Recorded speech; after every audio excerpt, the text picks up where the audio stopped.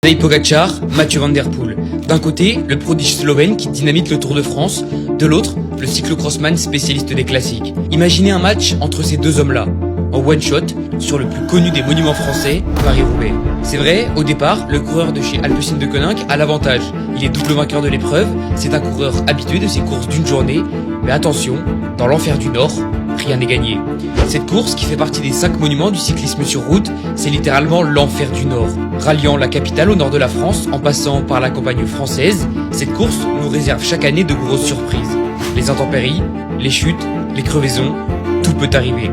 Et en face, c'est un client. Le Slovène de la UAE est l'actuel champion du monde et compte à lui seul 9 monuments. Là où Van Der Poel en compte 7. Le match s'annonce épique. Nous arrivons tout juste à la trouée d'Arambert, ce secteur mythique de Paris-Roubaix, et les deux monstres s'attaquent déjà. Van Der Poel prend l'avantage à la sortie, mais Pogačar le talonne. Le groupe se reforme peu à peu avec d'autres coureurs, mais les attaques se succèdent. Et à 45 km de l'arrivée, le rythme devient trop soutenu. Les deux mutants s'éloignent, ils sont maintenant seuls. Quelques kilomètres plus loin, en fin de zone pavée, gros virage à droite et Pogačar fait une sortie de route. Il chute et déraille. Van Der Poel s'envole alors et prend de précieuses secondes d'avance. Mais 30 secondes, sur Paris-Roubaix, ce n'est pas impossible. Cependant, Van Der Poel est trop fort.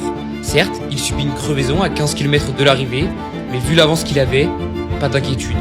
Il entre dans le vélodrome avec pas moins d'1 minute et 15 secondes sur Pogačar et remporte en maître son 3e Paris-Roubaix en 3 participations.